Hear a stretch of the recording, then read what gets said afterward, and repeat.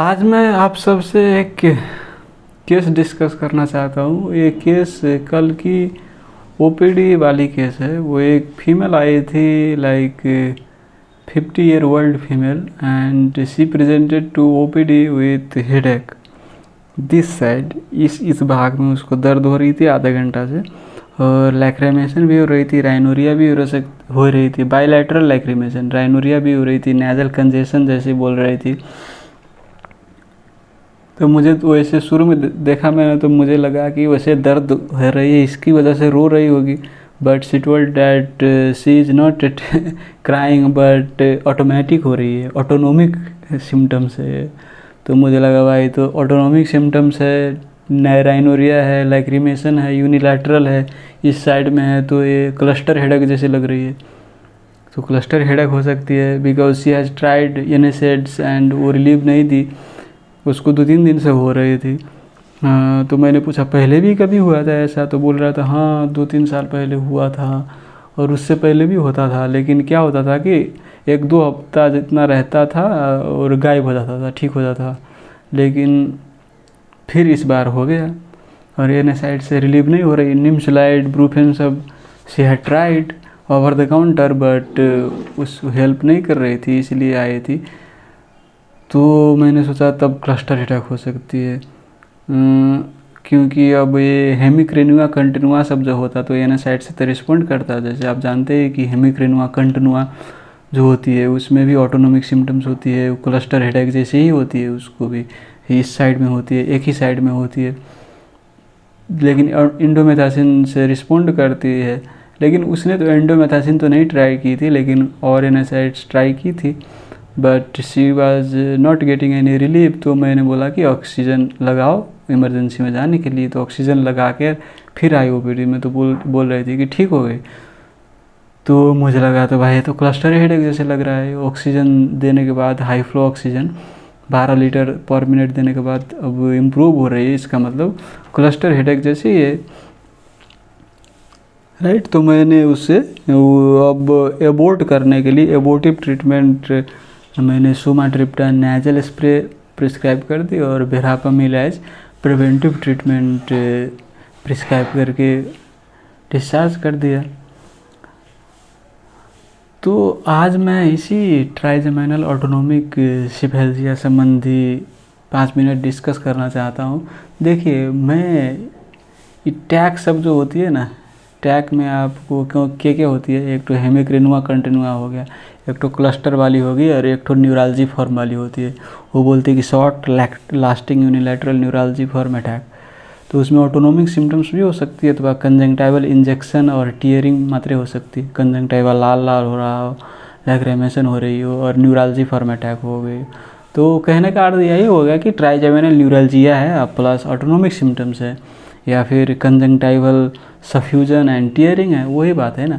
तो वो डिफ्रेंशिएट करना उतना मुश्किल नहीं लगता मुझे। वो न्यूरालजी फॉर्म वाली करंट जैसी लगती है, झटका जैसे, वो तो डिस्टिंग्विश हो जाता है। लेकिन हेमिक्रेनुआ कंटिन्यूआ और क्लस्टर हेडेक को डिफ्रेंशिएट करने में मेरा सिर दर्द हो जाता है, मेरा अपना सिर दर्द हो जाता है। इसीलिए मैं वो क्राइटेरिया ये दुनिया जहान पर रिलाई नहीं करता हूँ। मैं मेरा फार्मूला क्या है भाई, इंडोमेथासिन से रिस्पॉन्ड हुआ, हेमिक्रेनुआ कंटिन्यूआ, और ऑक्सीजन से रिस्पॉन्ड हुआ तो क्लस्टर हेडेक, मैं वैसे करता हूँ। वो आप देखेंगे कि वो क्राइटेरिया सबसे वो कितना ड्यूरेशन वो सब ओवरलैप करता है क्या, वो एकदम डिस्टिंग्विश करना डिफ़िकल्ट लगता है मुझे। प्रैक्टिकली वो थ्योरेटिकली आप ये वो कहेंगे, लेकिन वो प्रैक्टिकली मुझे काम करता है जैसे नहीं लगता है वो, राइट। आपके एक्सपीरियंस अनुसार यदि आप डिस्टिंग्विश करते सकते हैं प्रैक्टिकली इस दोनों को, हेमिक्रेनुआ को और क्लस्टर हेडेक को, तो कमेंट करो, बताओ, और मुझे भी जानकारी होगी और मुझे भी प्रैक्टिस में इम्प्रूवमेंट करने की मौका मिलेगी। तो I will welcome and appreciate your feedback, so do comment.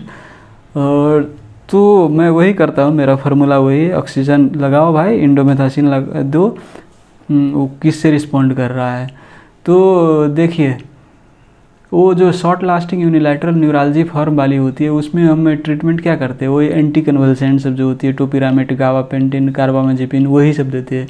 उससे ही उसका ऑटोनोमिक सिम्टम्स भी ठीक हो जाता है और ट्राइजेमिनल न्यूरल्जिया वाली सिम्टम्स भी ठीक हो जाती है, राइट। लेकिन इसमें आपकी फ़र्क है, हेमिक्रेनुआ में एनिसाइड इंडोमेथासिन देना पड़ता है, लेकिन ये क्लस्टर हेडेक में हमें एबोर्टिव ट्रीटमेंट में ट्रिप्टेंस देना पड़ता है, और प्रिवेंटिव ट्रीटमेंट में आप दे सकते हैं वही वेरापामिल दे सकते हैं, एमिट्रिप्टिलिन भी देते हैं, वो अब सबसे रिस्पॉन्ड नहीं हुआ तो, लेकिन फर्स्ट चॉइस बोलते हैं कि वेरापामिल है, कैल्शियम चैनल ब्लॉकर, राइट।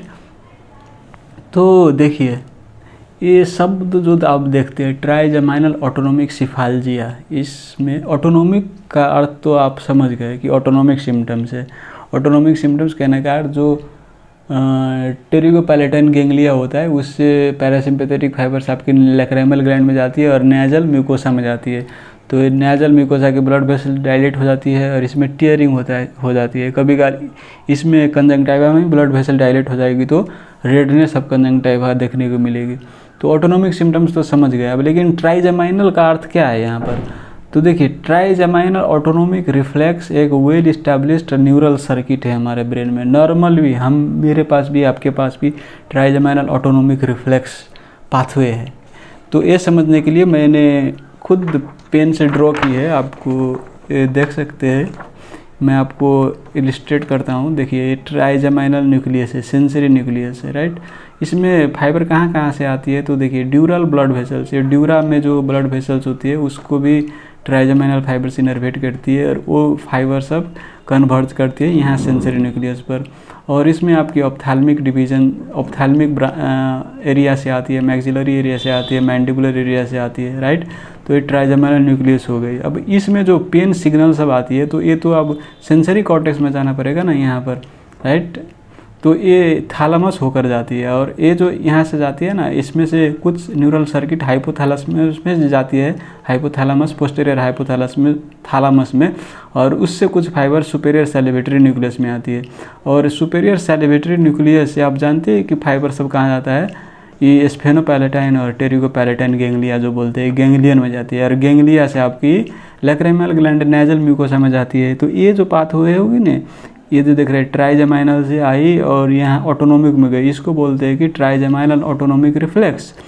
इसमें क्या हो जाता है कि एबनॉर्मली एक्टिवेट हो जाता है। प्रॉब्लम यहाँ पर है हाइपोथैलेमस में, ये जो पोस्टीरियर हाइपोथैलेमस में है एबनॉर्मली एक्टिव है ये क्या, इसीलिए यहाँ से करंट ला रही है और यहाँ से डिस्चार्ज करा रही है ऑटोमेटिक, राइट।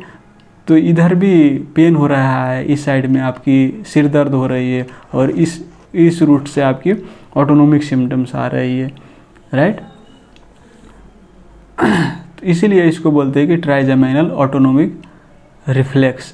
और ये आपको जितने भी ट्राइजेमाइनल ऑटोनोमिक सिफेल्जिया है सब में होती है, जैसे क्लस्टर हेडेक में भी वही होती है, जो ड्यूरा से जो ब्लड वेसल्स में इनर्वेट की होती है वो करंट ज़्यादा एक्टिवेट होती है और इससे इधर की सर्किट एक्टिवेट होकर ऑटोनोमिक सिम्टम्स आती रहती है। और आपकी और क्या है, हेमिक्रेनुआ कंटिन्यूआ, वो भी इसमें भी ये सब एक्टिवेट, यही पाथवे एक्टिवेट होती रहती है। और short lasting unilateral neuralgia form attack जो है उसमें आपकी ये ऑप्थैल्मिक अथवा मैक्सिलरी मैंडिबुलर डिवीज़न एक्टिवेट होती है, कोई एक डिवीज़न एक्टिवेट हो सकती है और उससे जो करंट आती रहती है और इससे आकर इसी तरह से ऑटोनोमिक सिम्टम्स आती रहती है, राइट। तो हम क्या करते हैं ट्रीटमेंट में, यहाँ पर ब्लॉक कर सकते हैं। ये जो टेरिगोपैलेटाइन गैंग्लिया है ना, यहाँ पर लोकल एनेस्थेटिक इंजेक्ट कर देंगे लिडोकेन बुप्रोपिन, तो ऑटोनोमिक सिम्टम्स नहीं आएगी। और ये जो इस सर्किट को भी इंटरप्ट कर देगी, यहाँ से जो सर्किट है ना इस सर्किट को इंटरप्ट कर देगी, तो ये हेडेक भी इनहिबिट हो जाता है और आपकी ऑटोनोमिक सिम्टम्स भी हो जाती है। तो ये भी एक ट्रीटमेंट मोडालिटी है आपकी, टैग को ट्रीटमेंट करने की, यदि ड्रग सबसे रिस्पॉन्ड नहीं हो रही थी। लेकिन आप जो लोकल एनेस्थेटिक से कुछ देर इसको नंब कर दोगे फिर उसको पेशेंट को सिम्टम्स हो जाएगा दूसरी बार, इसलिए temporary relief only temporary relief है, ये परमानेंट रिलीफ नहीं है। इसलिए हम फर्स्ट में ड्रग से ही ट्रीटमेंट करते हैं, ड्रग उतना इन्वेजिव नहीं होती है, इसलिए शुरू में हम ड्रग सबसे ही ट्राई करते हैं, राइट। और उसके अलावा इन्वेजिव में तो आपकी बहुत सारी है, डीप ब्रेन स्टिमुलेशन, जो ये हाइपोथैलेमस में जो गड़बड़ी है ना, यहाँ पर आपकी तार रख देते हैं बैटरी से, जैसे पेसमेकर वाली तार रख देते हैं और यहाँ पर जो करंट देती रहती है और जो एबनॉर्मल फायरिंग करती रहती है एक्टिवेट, उसको सप्रेस कर देती है। और दूसरी होती है कि वैगल नर्व स्टिमुलेशन, वैगस को ज़्यादा स्टिमुलेट कर दोगे तब भी ये सर्किट डिसरप्ट हो जाती है, क्योंकि वैगस का सेंटर भी यही होता है आपको। और इसके सपोर्ट में हाइपोथैलेमस में ही गड़बड़ी है, पोस्टीरियर हाइपोथैलेमस में।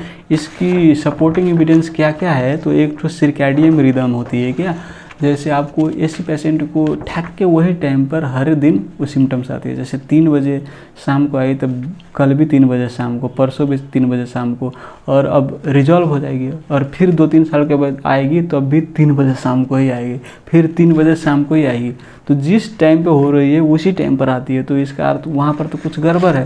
और दूसरी बात, आप मेलाटोनिन ट्रीटमेंट करोगे तो अटैक सब रिजॉल्व हो जाती है, कि क्लस्टर हेडेक वाली सिम्टम सब रिजॉल्व हो जाती है। इसीलिए हम साइंटिस्ट सब कहते हैं कि यहाँ पर गड़बड़ी है, राइट। इसका आप पैथोफिजियोलॉजी पढ़ोगे तो आप समझ नहीं पाओगे, इसकी पैथोफिजियोलॉजी बहुत कॉम्प्लेक्स है और हमें एज इंटर्निस्ट उतनी कॉम्प्लेक्स डिटेल्स नहीं चाहिए। हमें एज ए ट्रीटमेंट क्या क्या दवाई यूज करनी है और हल्का डिस्क्रिप्शन चाहिए, राइट। तो इसीलिए मैंने ये वीडियो बनाई है, क्योंकि आप हैरिसन पढ़ोगे, डेविडसन पढ़ोगे तो वो सब बहुत डिटेल में लिखा है और उतनी हमें इन्फॉर्मेशन नहीं चाहिए। वो कॉम्प्लेक्स इन्फॉर्मेशन है और पार्शियली अंडरस्टूड इन्फॉर्मेशन सब है क्या, वो सब अभी रिसर्च ही हो रहा है, इसीलिए आपको उतनी दिमाग लगाने की ज़रूरत नहीं है।